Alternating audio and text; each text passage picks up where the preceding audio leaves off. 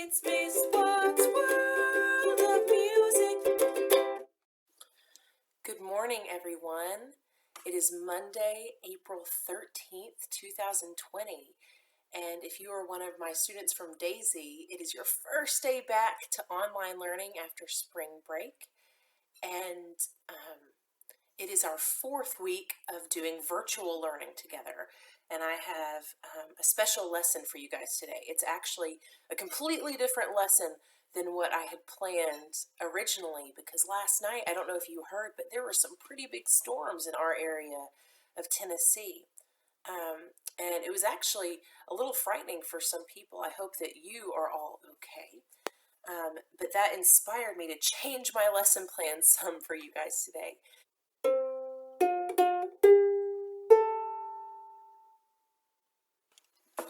So last night, when it was storming really bad, I thought of one song that I know every single one of you will know at least some version of. Even if you don't go to my school, you'll probably know this song. Even if you're not old enough yet to go to school, you'll probably know this song. Or if you have a little brother or sister, they probably know this song. It sounds like this. Oh, my cat's trying to open my door. Go ahead. Anyways, it sounds like this. Rain, rain, go away, come again some other day. And you might know some other words that goes along with it too. In my classroom, I usually stop it right there just to keep it short and simple. But I had an idea. See, if you're a student in my classroom, even if you're older, you might remember us singing that song when you were in kindergarten or first grade and passing around a rain stick. Unfortunately, my rain stick is back in my classroom, but it's easy as pie to make the sound of a rain stick. All you need is something, lots and lots of something small. So I have a big old bag of beads right here and something to catch them. And all you have to do to make a beautiful accompaniment while you sing this song is slowly drop whatever it is you have. It could be dry beans, it could be rice, small pebbles. Any of that will work really well to make an accompaniment for this song. All you have to do is drop it very slowly. So I'm going to start, actually I have two different things to drop it in. I can just drop the beads right back into their bag. And then I also have this box full of cards that I can drop it in. I already practiced, as you can see. So let's start with the bag. So get whatever you want to make your accompaniment with, and join me if you want to experiment like me and get a few different things. Maybe get a metal pot and a wooden bowl or a cardboard shoebox. Go for it. All right, here we go. Rain, rain, go away, come again some other day. Okay, I'm interested to see what that sounds like when I go listen to it. Now I think I'm going to try it in this box full of cards. Ready? Rain, rain, go away, come again some other day. I think I liked that better. Put these extras back in the bag. You know, even if you're one of my older students, you can still play around with stuff like this. It's a great activity for when you're bored at home. It is so easy to make music with the simplest objects. You don't even need to have fancy instruments or technology. All you need is a bowl and a spoon to drum it with, or your belly, or your voice, or a straw. There's so many everyday objects you can make music with. I'd love to hear what you're using to make music at home. So if you're one of my students, ask your parents to go to our Facebook page and post a comment about what you use to make rain sounds.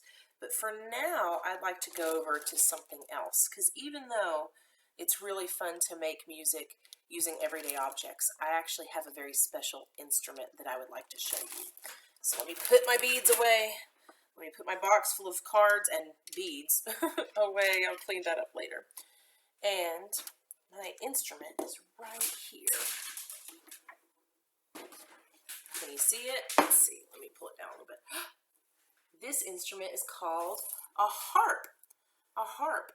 And it's probably a little bit smaller than what you've seen if you've seen harps in real life, or maybe in the movie Fantasia or in other recordings.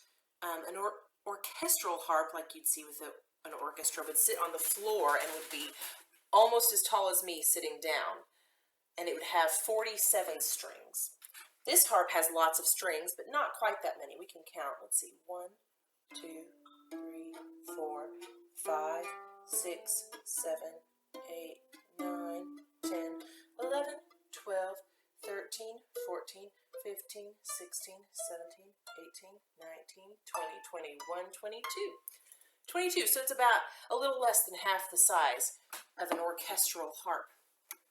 And you probably also notice that this part right here, this decorated part, is really thick.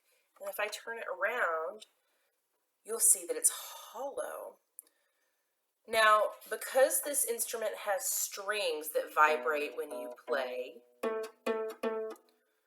it's called a string instrument. And one thing that most string instruments have in common is that they have a hollow body, like this harp. My guitar back there has a hollow body as well. Violins have a hollow body. And that is to help the vibrations of the sound, the vibrations of the string, it's to help them reverberate enough for your ears to hear and to sound lovely. Yeah, so I think I know how to play a song on this harp that you will enjoy singing with me. It's another one of my very favorite songs to sing when it's kind of scary outside. I was inspired to sing this song by one of my friends who's a teacher at Ottawa Elementary. Her name is Mrs. T. And I saw a video of her playing her harp and singing this song. And I thought I'd make a similar video to share with you. Now, you see me going over to my toolbox right here because I actually need to change one of the strings on my harp to play this song correctly. You can change the pitch of the strings on a harp. You can change the pitch by making them tighter or looser. And all I do is I tighten or loosen the tuning pegs that they're attached to up here. So let's see, I gotta find the one that I want to change. There it is. I gotta change you. I got to make it lower. So I'm gonna just use my little crescent wrench. It's a little awkward sometimes.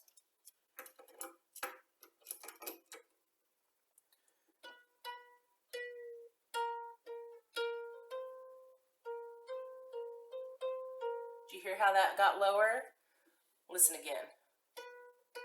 There's the original pitch. There's the original pitch, and I just loosened it a little bit, and that made the pitch lower. And now it will sound correct for the song I want to sing. The song I would like to sing with you is called "The Water is Wide." And it's a beautiful old song. It's one of the oldest songs really that we know of in the English language. The original title, I believe, is "Oh Waly Waly." And it's a great song for these days when we're separate from one another, because it's about being separate from someone you love. Now, I might have to change this around. Let's see here. I got to experiment, because this harp is just a little strange to play sitting down, so that's better. We'll try and make it where you can see my face now. There we go.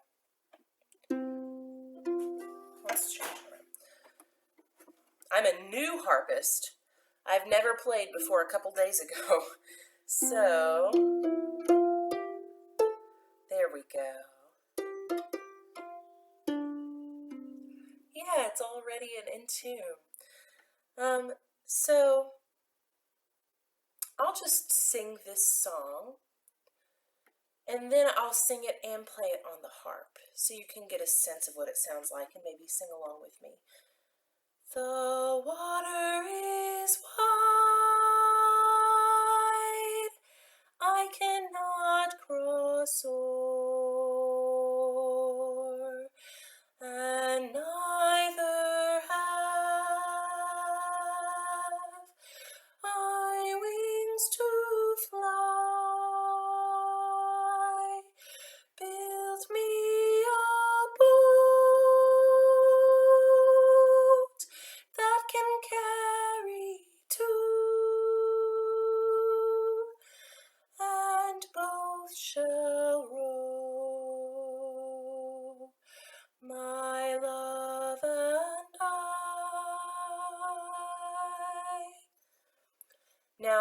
don't know if you noticed, but there's some parts in that song that have really long held out sounds.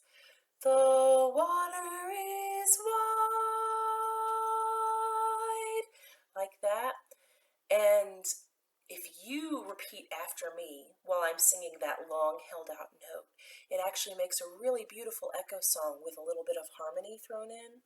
If you're one of my older students, 3rd, 4th, or 5th grade, this is the part singing that we were working so hard on before we left school. This isn't the same as a round, but it's still part singing because we'll be singing in 2 parts. So I'm going to play part 2 on my harp as best as I can. I'll sing part 1. If this is a new song to you, why don't you sing part 2 with my harp? All you have to do is copy my words and my pitches.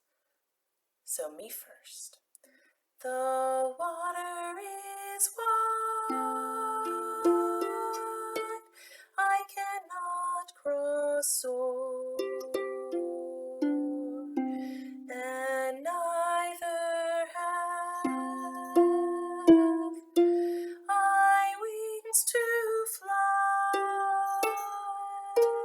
Build me a boat that can carry 2, and both shall row, my love and I.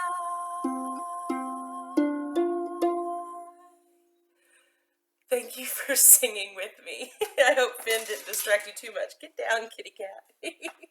Go on, I'm trying to teach. I kind of wish he could be with us in our classroom sometimes. He's just so goofy. So those are 2 songs, Rain, Rain, Go Away, and The Water is Wide, that help me feel comforted when times are a little scary, when it's a big storm outside like last night, or when I hear scary things on the news. Singing is a wonderful way to help with that. I don't know if you guys have seen my reading of Thunder Cake, but that's another great story that can help you learn how to feel comforted when scary things are happening. I'll put a link in the description for you to go see that video if you'd like.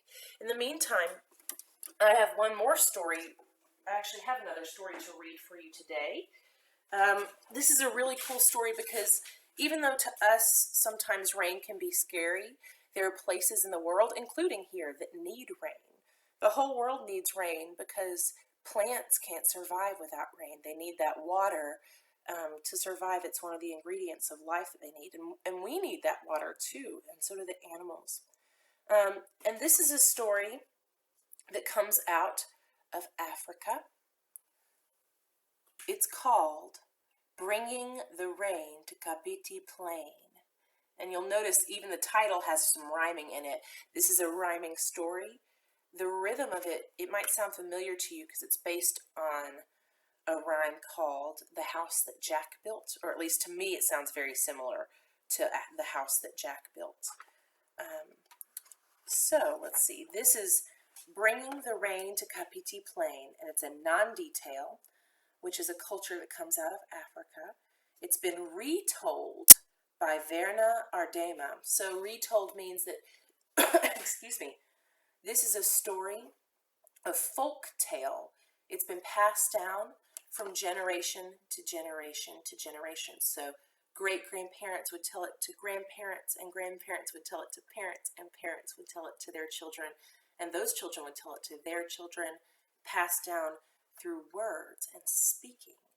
Just like those 2 songs I sang for you earlier, both folk songs, Rain, Rain, Go Away, and The Water is Wide, they've been passed down for generations. The pictures in this story are by Beatrice Vidal.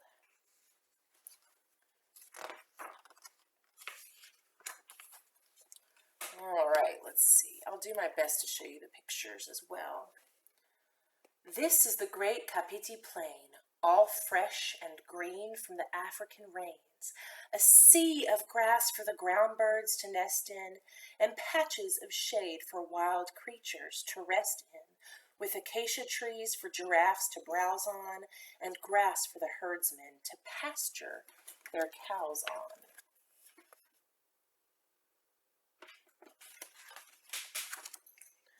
But one year the rains were so very belated that all of the big wild creatures migrated. Do you know what migrated means? They went to a different place far, far away. Then Kapiti helped to end that terrible drought, and this story tells how it all came about. This is the cloud, all heavy with rain, that shadowed the ground on Kapiti Plane.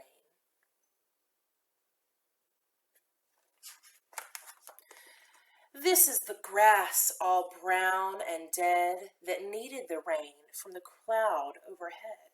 The big black cloud, all heavy with rain, that shadowed the ground on Kapiti Plane. These are the cows, all hungry and dry, who mooed for the rain to fall from the sky, to green up the grass, all brown and dead, that needed the rain from the cloud overhead. The big black cloud, all heavy with rain, that shadowed the ground on Kapiti Plane. Oh, those cows look so thirsty. This is Kapiti, who watched his herd and stood on one leg like a big stork bird.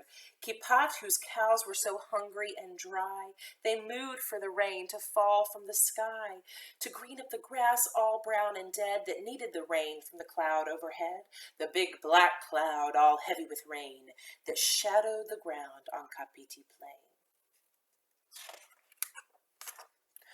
This is the eagle who dropped a feather that helped to change the weather. It fell near Kapiti, who watched his herd as he stood on one leg like a big stork bird. Kapiti, whose cows were so hungry and dry, they mooed for the rain to fall from the sky, to green up the grass all brown and dead, that needed the rain from the cloud overhead. The big black cloud, all heavy with rain, that shadowed the ground on Kapiti Plane.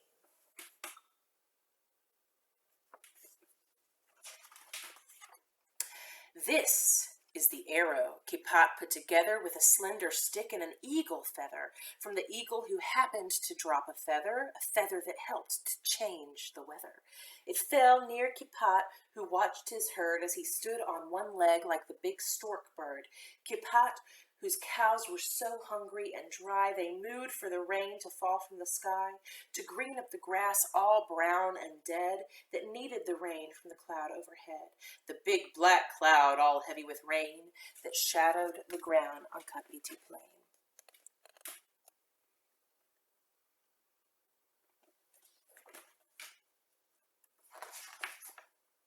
This is the bow so long and strong, and strung with a string, a leather thong, a bow for the arrow Kapiti put together with a slender stick and an eagle feather, from the eagle who happened to drop a feather that helped to change the weather. It fell near Kapiti, who watched his herd as he stood on one leg like the big stork bird. Kapiti, whose cows were so hungry and dry, they mooed for the rain to fall from the sky, to green up the grass all brown and dead, that needed the rain from the cloud overhead. The big black cloud all heavy with rain that shadowed the ground on Kapiti Plane.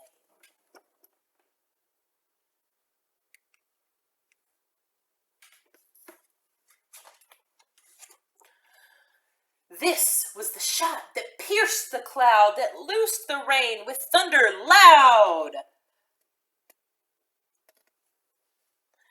A shot from the bow so long and strong, and strung with a string, a leather thong, a bow for the arrow Kapiti put together with a slender stick and an eagle feather, from the eagle who happened to drop a feather that helped change the weather.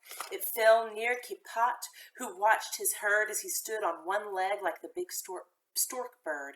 Kapiti, whose cows were so hungry and dry, they mooed for the rain to fall from the sky, to green up the grass all brown and dead that needed the rain from the cloud overhead, the big black cloud all heavy with rain that shadowed the ground on Kapiti Plane.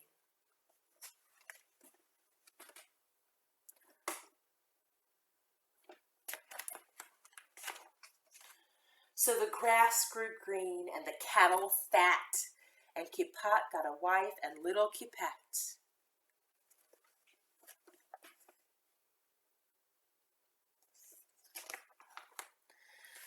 Who tends the cows now and shoots down the rain when the black clouds shadow Kapiti Plane.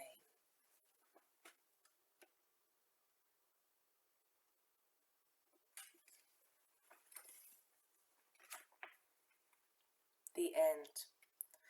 A little more about the tale if you'd like to know.